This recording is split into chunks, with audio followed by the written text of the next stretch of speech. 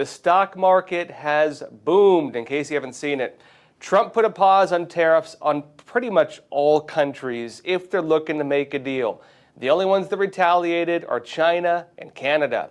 And he's also shifting his focus now to fight a global war, on trade at least, against the Chinese Communist Party. Now look, this started with a post from Trump, and he wrote on Truth Social, quote, "This is a great time to buy, DJT." And a lot of people said, what do you mean it's a great time to buy? The stock market's not looking so hot. You're waging a trade war. And then he did something else. You know what he did? This. Not long after he made that post, and this was the big one, this caused an absolute surge in the markets. And this one also kicked off what is likely going to be a trade war that is going to determine the final winner and loser in the global economic battle between the United States and the Chinese Communist regime. This is what Donald Trump wrote that changed everything.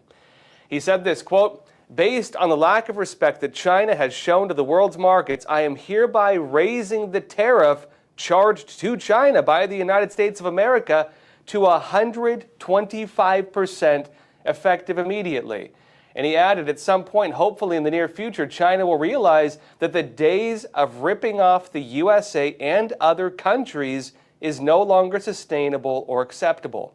Conversely, and based on the fact that more than 75 countries have called representatives of the United States, including the Departments of Commerce, Treasury, and the USTR, to negotiate a solution to the subjects being discussed relative to trade barriers, tariffs, currency manipulation, and non-monetary tariffs, and that these countries have not, at my strong suggestion, retaliated in any way, shape, or form against the United States, I have authorized a 90-day pause and a substantially lowered reciprocal tariff during this period of 10%.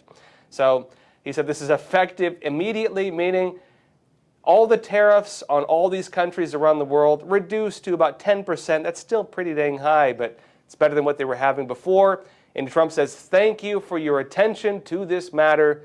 And the trade war with the CCP is now on, and everybody else is invited to come to the table within these 90 days to make new deals. Now, this had an immediate, shocking impact. All those investors who dropped their stocks are probably wishing they had not done that. Because just as an example, just one, the NASDAQ surged almost 10% immediately. And it's gone up since then. Now, this marked its best day since October 2008. And this was just across the board. It was across the board, at least in the U.S. The sea of red turned into a sea of green. And this also means there's a 90-day window for most countries in the world to come to the table and make a deal so they can avoid detrimental tariffs. Even the penguins, right? And they have a chance right now, and the only country that is not being offered that deal is China. The CCP is basically being isolated on the global stage. And while Trump is trying to win new trade deals with everybody else, he's saying, look, you're choosing a side right now. Are you with the CCP or are you with the United States? These are the two directions that the entire world is now having to choose between. Now, like according to Treasury Secretary Bessent, this was actually the plan from the very beginning. This is what Trump was working to do and saying behind closed doors when this whole thing started. It was a ruse. It was the plan all along. They're actually saying this. They're saying the Chinese Communist Party fell into this trap. They knew it would react this way. They knew this would happen. And he says behind closed doors, this was the plan. This is him explaining it while taking questions from reporters outside the White House. Watch. This was driven by the president's strategy. He and I had a long talk on Sunday, and this was his strategy all along. And that, you might even say that he goaded China into a bad position. They responded. They have shown themselves to the world to be the bad actors. And we are willing to cooperate with our allies and with our trading partners who did not retaliate. It wasn't a hard message. Don't retaliate. Things will turn out well. Now, it wasn't just the Treasury Secretary either. White House Press Secretary Caroline Leavitt also repeated this right alongside him. Watch. I could just add to what the secretary said. Many of you in the media clearly missed the art of the deal. You clearly failed to see what President Trump is doing here. You tried to say that the rest of the world would be moved closer to China when in fact we've seen the opposite effect. The entire world is calling the United States of America, not China, because they need our markets, they need our consumers, and they need this president in the Oval Office to talk to them. And that's exactly why more than 75 countries have called, because the United States of America is the best place in the world to do business. And as the president has shown great courage, as the secretary has said, in choosing to retaliate against China even higher. Elena, go ahead. You hear that? They're calling the United States, not China. And they're saying also this was the plan the entire time. Now, believe it or not, right? But I will add to this. I said this yesterday. Remember, I showed Tablet Magazine articles on it. From a certain standpoint, it was actually apparent. I noted this. A few other analysts noted it. The Chinese Communist Party has been the biggest violator of trade laws across the board. It's the worst abuser of unfair trade deals. This has been known for decades. It's the intellectual property theft, the gray markets, the debt traps, the heaps and heaps of bad deals over the decades that gave it a global artificial advantage. And changing that whole shift in the global markets, that means the United States can't just do it by going after the CCP. If this was just an America versus China, trade war, we'd probably lose. It's about the roots the CCP has built in almost every country on the face of the planet. You need to address the entire system and also get some of those factories back to the U.S., like from Canada, for example. And all those countries, what's happening? Well, they are now all lining up for new deals with the United States, while the CCP is basically assuring that what looks like a complete economic decoupling is now taking place. U.S. Commerce Secretary Howard Lutnick also noted this. He wrote on X, quote, "Scott Bessent and I sat with the president while he wrote one of the most extraordinary truth posts of his presidency. The world is ready to work with President Trump to fix global trade, and China has chosen the opposite direction." Now, Senator Rick Scott of Florida also wrote, quote, "Communist China has chosen to be our adversary. Every American family and business should stop buying anything made in communist China and buy American instead." And the general theme going around is that Trump did basically, whether you agree with this plan whether you agree this was the plan all along or not. He set up a trade war. Then he turned this into a global battle of literally everyone versus the CCP. That's how he set this up. Now, this could get much bigger also. Canadian businessman, TV personality Kevin O'Leary, he was speaking on CNN, and he argued the U.S. tariffs on China should actually go higher. Now, Trump has them right now, again, 125%. O'Leary said that's not enough. He's suggesting 400% tariffs. And as somebody who does business in China, this is not a guy who's just on the sidelines.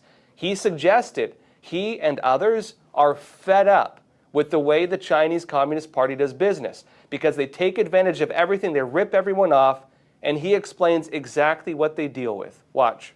104% tariffs on China are not enough. I'm advocating 400%. I do business in China. They don't play by the rules. They've been in the WTO for decades. They have never abided by any of the rules they agreed to when they came in for decades. They cheat, they steal IP. I can't litigate in their courts.